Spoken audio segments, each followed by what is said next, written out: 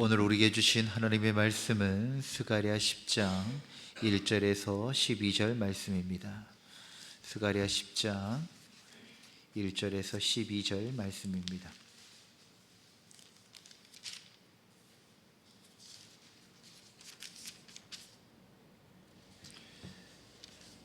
스가랴 10장 1절에서 12절 말씀 한 절씩 교독하겠습니다.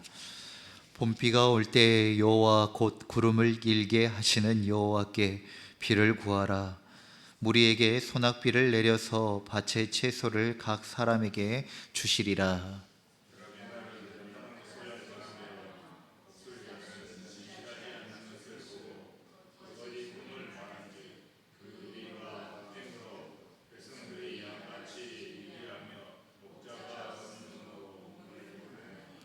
내가 목자들에게 노를 바라며 내가 순념소들을 벌하리라.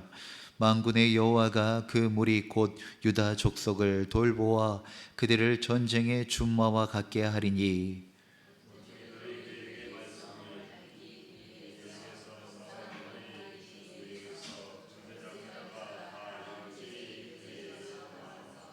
싸울 때 용사같이 거리의 진흙 중에 원수를 밟을 것이라. 여호와가 그들과 함께 앉으 그들이 싸워 말탄 자들을 부끄럽게 하리라.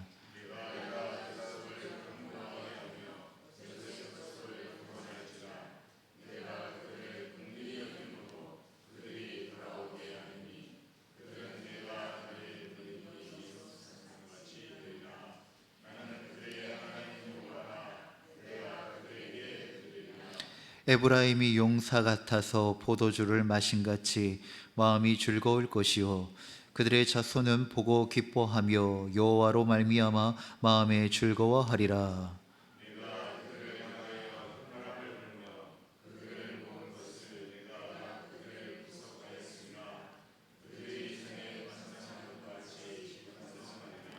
내가 그들을 여러 백성들 가운데 흩으려니와 그들이 먼 곳에서 나를 기억하고 그들이 살아서 그들의 자녀들과 함께 돌아올지라.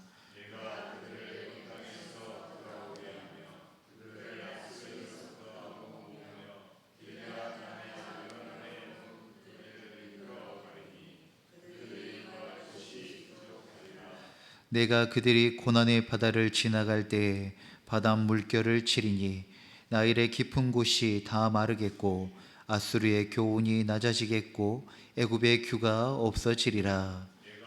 그들로 나 여호와를 의지하여 견고하게 하리니 그들이 내 이름을 행하리라. 나 여호와의 말이니라. 아멘. 사랑하는 성도 여러분, 사람들은 누구나 고난을 싫어합니다. 고난 좋아하는 사람 아마 없을 것입니다. 고난이 주는 실제적인 고통이 있기 때문입니다. 그렇지만 또 사람들이 고난을 싫어하는 이유는 고난은 징벌이다라고 하는 그런 생각이 우리 안에 자리 잡고 있기 때문입니다. 우리가 고난을 당하는 것이 무언가가 잘못한 게 있고 죄가 있기 때문에 이 고난을 당한다라고 하는 그런 생각들이 깔려 있을 때 물질적인 그리고 물리적인 어떤 고통도 힘들지만 그런 내적인 여러 가지 갈등 때문에도 마음이 어려운 것입니다. 그러다 보니 사람들은 고난을 싫어하고 어려워합니다. 그러나 고난을 무조건적으로 징벌로 이해하는 것은 너무나 단순한 접근입니다. 성경은 고난이 단지 징벌만이 아니라 그 안에 또 다른 여러 가지 의미와 그리고 목적과 또 하나님의 의도가 있다라고 말씀하십니다. 고난은 단지 징벌만이 아니라 또 오늘 말씀에서 하나님의 은혜의 통로가 될 수 있다는 것을 가르쳐 주고 있습니다. 스가랴 선지자는 포로기를 마친 이스라엘에게 다시금 회복과 소망을 선포하고 있습니다. 그러나 그 과정 속에서 분명히 고난과 또 징계가 있다는 것이 현실입니다. 하나님은 왜 사랑하는 백성에게 고난을 허락하신 것일까요? 그것은 멸망시키기 위해서가 아니라 오히려 은혜와 회복을 이끌기 위하여서 좀 더 정확하게 이야기하면 참된 은혜와 참된 회복으로 이끌기 위함이었던 것입니다. 죽음과 소멸이 아닌 고난은 아직 기회가 있다는 것이며, 오히려 그 고난을 통하여 더 나은 곳으로 나아갈 수 있는 길이, 또 고난이라고 하는 또 하나의 과정이라는 이 중요한 그 중간 단계가 필요했던 것입니다. 그렇기 때문에 믿는 자는 단지 고난의 유무, 내가 고난 당하고 있냐 당하지 않고 있냐 라고 하는 것에 반응할 것이 아니라 한 번 더 나아가 이 고난을 어떻게 바라보아야 하는가, 어떻게 이해하고 받아들여야 하는 것가 더 중요하다는 것입니다. 이 고난 안에 담겨있는 하나님의 뜻과 의도가 무엇인가를 깨어서 찾고 나아갈 수 있는 그러한 마음과 또 그러한 시선을 가져야 하는 것입니다. 오늘 본문은 은혜를 위한 고난이라는 주제를 통하여 세 가지 중요한 교훈을 함께 나누고자 합니다. 1절 2절 말씀에 보면 거짓을 버리고 하나님의 참된 하나님께 구하라 라고 하는 메시지를 전해줍니다. 봄비가 올 때에 여호와 곧 구름을 일게 하시는 여호와께 비를 구하라. 그러려면은 드라빔들은 허탄한 것을 말하며 복술자는 진실하지 않은 것을 보고 거짓 꿈을 말하니 이 위로가 헛되도다 라고 말씀하고 있습니다.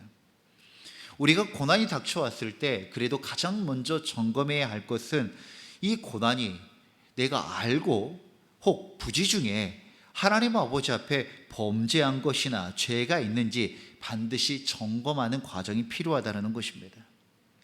이스라엘 백성은 목마를 때 하나님을 찾지 않았습니다. 오히려 드라빔과 복술자들에게 의지하였습니다. 눈에 보이고 그저 그 순간 자신에게 일시적인 위안을 줄 수 있는 그러한 수단을 찾고 의지했던 것입니다. 눈에 보이는 것, 손에 가까이 있는 것 금방 집어들면 제일 편하지요. 그런데 그것이 본질적인 문제를 해결하지 못하는데 우리의 눈에 편하고 우리의 몸에 편하다고 해서 이스라엘 백성들은 그냥 그러한 것들을 찾았다는 것입니다. 그러한 것이 우상이 되었습니다. 헛된 위로였고 그 결과 백성은 목자 없는 양처럼 유리하고 공고하게 되었다는 것입니다. 진리가 아닌 것, 진짜 생명을 줄 수 없는 것을 의지하다 보면 결국 우리는 목자 없는 양과 같이 방랑하고 떠돌아다니는 삶을 살 수밖에 없다는 것입니다. 사랑하는 성도 여러분, 오늘 우리의 모습은 어떠합니까? 우리가 환난을 당할 때, 고난을 당할 때, 때로는 내가 예상하지 못하였고 계획하지 못하는 일들을 만났을 때 우리는 그때 무엇을 찾고 무엇을 의지하고 있는지, 그것이 어떻게 보면 우리의 신앙의 현 주소가 될 수 있을 것입니다. 손을 쥐면 흘러내려져 버리는 그런 물과 같이 세상의 헛된 우상과 내 자신을 위해 내가 만든 거짓을 버리라고 주님께서는 말씀하고 있는 것입니다. 그런데 우리는 자꾸 힘들고 어려울 때마다 사람의 말, 세상의 방법, 잠시 달래는 위로를 더 신뢰하려고 합니다. 왜? 그것이 편하기 때문입니다. 그것이 눈에 보이니까 그 순간 주는 그 위안이 더 크게 느껴지기 때문입니다. 그러나 오늘 스가랴 말씀은 우리에게 전합니다. 참된 비를 주시는 분, 참된 은혜를 주시는 분은 오직 하나님뿐이라고 말씀하고 있습니다. 고난은 우리로 하여금 거짓된 의지처를 버리고 참된 하나님께 나아오게 하는 그러한 통로인 것입니다. 고난 앞에서 가장 먼저 해야 할 것은 불평과 세상 것이 아니라 하나님을 의지하는 기도인 줄 믿습니다.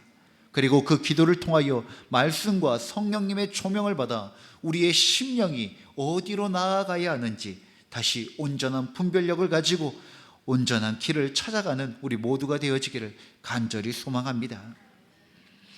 3절에서 9절의 말씀은 고난을 통하여 하나님의 백성으로서 회복되어져 가는 말씀입니다. 하나님은 목자 없는 백성을 다시 목양하시겠다라고 약속하십니다. 내가 유다 족속을 견고하게 하며 요셉 족속을 구원할지라. 내가 그들을 긍휼히 여김으로 그들이 돌아오게 하리니 그들은 내가 내버린 일이 없었음 같이 되리라. 아멘. 이스라엘은 고난으로 인해 버림받았다고 생각합니다. 하나님 어찌 나의 아버지가 나를 사랑하신다면 어떻게 이럴 수 있습니까? 하나님은 내가 너희를 버린 적이 없다라고 말씀하십니다. 고난 중에도 주님은 함께 하시고 어떻게 보면 그 고난 가운데 밀어넣으신 후에 더 고통당하시는 분이 우리 여호와 하나님이시라는 것입니다. 그런데 이 고난은 하나님의 긍휼을 더욱 깊이 경험하는 시간이기 때문에 하나님은 이 고난을 우리에게 허락하신 것입니다. 금속의 경도를 높여주는 작업을 달금질이라고 하죠. 금속 재료를 높은 온도에 가열한 후에 그것을 망치질을 합니다. 그것을 통하여 불순물을 제거하고 또 급냉을 시키면서 이 일들을 반복합니다. 왜 그렇습니까? 강도와 경도를 높여야지 그 기구가 그 역할을 다 할 수 있기 때문인 것입니다. 튼튼한 기구를 만들 수 있기 때문인 것입니다. 아무리 좋은 품종일지라도 그냥 온실 속에 있다 보면 그냥 화초에 불과합니다. 그러나 그것이 또 야생에 있을 때 여러 가지 역경과 어려움들을 이겨나갈 수 있는 생명력을 얻게 되는 것입니다. 그 달금질의 과정을 제대로 거치지 않으면 제 기능대로 사용하기 어려운 쓸모없는 기구가 될 수 있는 것입니다. 고난이 그러합니다. 하나님은 우리에게 고난을 주신 것은 우리를 미워하거나 우리를 배제시키려고 하거나 죽음과 소멸시키기 위한 것이 아니라 하나님 백성으로서 다듬어지기 위한 것이라는 것을 기억해야 합니다. 어릴 적 하나님 앞에서 부르심을 경험하고 하나님 앞에 쓰임받기를 원하는 그 마음으로 열심히 기도했던 것 같습니다. 하나님 부르셔서 현장으로 나아갔는데 문제는 저예요. 할 수 있는 게 없어요. 작은 고난에도 넘어져요. 사람이 뭐 한마디 하면 휘청휘청거려요. 하나님 앞에 쓰임받겠다라고 그렇게 결단했는데 얼마나 연약한지 하나님께서는 하나씩 하나씩 저를 달금질해 나아가기 시작하였습니다. 사람의 말에 휩쓸리지 아니하고 역경이 있어도 그것을 이겨나갈 수 있는 근성을 주셨습니다. 제가 그래서 종종 하는 이야기가 있죠. 제 별명 잡초입니다. 잡초 목사 홍근영이라고 밖에 나가서도 그렇게 이야기합니다. 저는 제가 생각해도 예쁜 꽃은 아닌 것 같습니다. 그런데 밟아도 잘 안 죽습니다. 부쩍부쩍 그냥 그곳에서 버텨나가는 것이 하나님께서 저에게 주신 은혜이고 은사입니다. 그런 시간들이 저에게 주어진 하나님의 귀한 은혜가 있더라는 것입니다. 고난을 통해 의인은 오히려 우리의 정체성을 더 달금질하고 더 깊이 세워져 나아갈 수 있는 것입니다. 나는 하나님의 자녀다, 나는 하나님의 백성이다 라고 하는 것이 이 고난을 통하여 더욱더 견고하게 세워져 나아가는 것입니다. 내 능력 의지하지 마십시오. 내가 얼마나 잘할 것이라고 생각하지 마십시오. 우리가 하는 것은 주님께서 말씀하신 그 자리 지켜나가는 것, 고난이 와도 풍요가 와도 주님 말씀하시는 그곳에 주의 말씀 의지하며 나아가는 것이 우리가 할 수 있는 가장 지혜로운 방법이고 우리의 자리인 것입니다. 바로 그때 7절의 말씀에 다시 즐거움이 회복된다라고 말씀합니다. 그 고난을 지난 후에 우리가 만난 영광은 그 고난 전의 영광과 비교할 수 없는 더 깊이 있고 더 밀도가 높은 즐거움이고 영광인 것입니다. 고난은 하나님과의 관계를 새롭게 하고 신앙의 뿌리를 깊게 내리게 하는 것입니다. 세 번째 권면은 고난을 지나 은혜와 승리를 약속하십니다. 내가 그들을 애굽 땅에서 돌아오게 하며 그들을 아수르에서부터 모으며 내가 그들이 고난의 바다를 지나갈 때 바다 물결을 치리니 내가 그들로 나의 여호와를 의지하여 견고하게 하리니 그들이 내 이름으로 행하리라 라고 말씀합니다. 하나님은 예국과 아수르 같은 강대국의 권세를 꺾으시며 고난의 바다조차 잠잠케 하실 것이라고 말씀합니다. 제가 기도할 때 자주 하나님께 이 말씀을 근거하여 기도하는 구절이 있습니다. 욥기 말씀입니다. 주신 자도 여호와시요 취하신 자도 여호와시오니 여호와의 이름이 찬송받으실지니라 라고 하는 이 말씀을 붙들고 기도할 때가 많이 있습니다. 이 말씀을 가지고 기도하는 이유는 우리의 삶의 모든 주권이 주님께 있으니 주님의 뜻에 순종합니다 라고 하는 의미도 있지만 또 다른 의미가 있습니다. 주신 거대도 취하신 거대도 하나님의 선한 의도가 분명히 있다는 것입니다. 우리는 항상 얻기를 원하지요. 그러나 우리가 얻을 때도 또 하나님께서 그것을 다시 취하실 때도 그 모든 과정 안에, 그 모든 일 안에 하나님의 선한 의도가 있다는 것을 믿는 그러한 마음으로 이 말씀을 가지고 기도한다는 것입니다. 만약 정말 이 고난을 주신 분도 여호와 하나님이시라는 믿는 믿음이 있다면 그 고난을 지나가게 하시는 것도 주님의 계획이며 또한 이 고난을 통하여서 우리에게 주실 분명한 열매가 있다는 것을 신뢰할 수 있게 된다는 것입니다. 우연히 만들어진 고난이 아니라 하나님께서 주시는 그 고난이라면 이 고난 안에도 하나님의 의도와 목적이 담겨 있기에 우리는 이 과정을 지나가야지 하나님의 의도와 목적을 분명하게 알 수 있다는 것입니다. 그러면 고난이 있고 없고의 문제보다 이 고난을 통하여서 이 고난을 잘 이겨나갈 수 있는 힘을 구하게 되는 것입니다. 그래서 믿음은 불 속에서도 물 속에서도 들어갈 수 있고 지나갈 수 있는 담대함과 능력을 주게 되는 것입니다. 고난을 다스리시는 하나님께서 끝까지 우리를 지키시고 결국 우리를 구원과 하나님의 선한 목적 안으로 인도하실 것을 믿고 우리에게 주어진 그 상황 가운데 승리하시는 우리 모두가 되어지기를 간절히 소망합니다. 그래서 믿는 자들에게 고난은 목적 없는 방황이 아닙니다. 하나님께서 허락하신 고난은 반드시 은혜로 끝나게 되어집니다. 우리는 그 과정 가운데 예굽이 무너지는 것을 보게 될 것이며 아수르가 낮아지는 것을 보게 될 것이며 하나님의 백성을 경고케 하시는 놀라운 은혜를 보게 될 것입니다. 오늘 우리의 삶도 마찬가지입니다. 지금은 이해할 수 없는 고난일 수 있습니다. 그러나 반드시 하나님은 이 고난을 은혜로 바꾸시며 우리를 승리의 자리로 세우실 것입니다. 그리고 이 지나왔던 모든 이야기는 이제는 우리가 결코 부정할 수 없는 하나님을 믿는 또 하나의 간증과 또 우리의 믿음의 흔적이 되어질 것입니다. 오늘 본문이 주는 교훈은 분명합니다. 고난은 거짓된 의지처를 버리고 참된 하나님께 기도하게 합니다.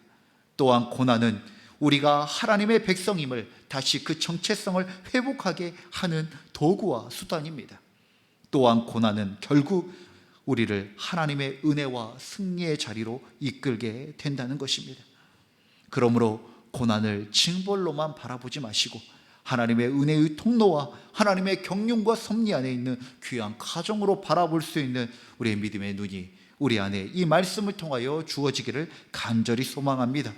그러니 오늘도 이 말씀과 기도를 통하여서 고난 속에서도 역사하시는 하나님의 손길을 신뢰하며 당당히 담대히 승리하며 살아가는 귀한 주의 백성들 되시기를 주의 이름으로 축원드립니다. 기도하겠습니다.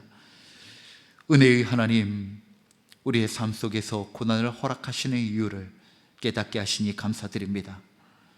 단순하게 이 고난의 유무를 가지고 휘청이는 우리가 아니라 이제는 한 걸음 더 나아가 이 고난 안에 담겨있는 주님의 의도와 주님의 마음을 깨닫게 하여 주시옵소서. 고난 속에서 거짓 위로가 아닌 주님께 기도하고 주님을 의지하는 우리가 되게 하시고 하나님이 고난을 통하여 하나님 백성으로서의 그 정체성을 회복하고 우리에게 주어진 자리를 하나님 마땅히 잘 감당해 나아가는 우리 모두가 되게 하여 주시옵소서. 결국 이 모든 과정을 지나고 은혜와 승리의 자리로 인도해 주실 줄 믿습니다. 오늘도 주님을 의지하며 고난조차 은혜로 받아들일 수 있는 하나님 아버지의 승리하는 주의 백성들 되게 하여 주시옵소서. 우리 주 예수 그리스도의 이름으로 기도드립니다. 아멘. 주님이 가르치신 기도로 예배를 마치겠습니다. 하늘에 계신 우리 아버지, 아버지의 이름을 거룩하게 하시며 아버지의 나라가 오게 하시며 아버지의 뜻이 하늘에서와 같이 땅에서도 이루어지게 하소서. 오늘 우리에게 일용할 양식을 주시고 우리가 우리에게 잘못한 사람을 용서하여 준 것 같이 우리 죄를 용서하여 주시고 우리를 시험에 빠지지 않게 하시고 악에서 구하소서.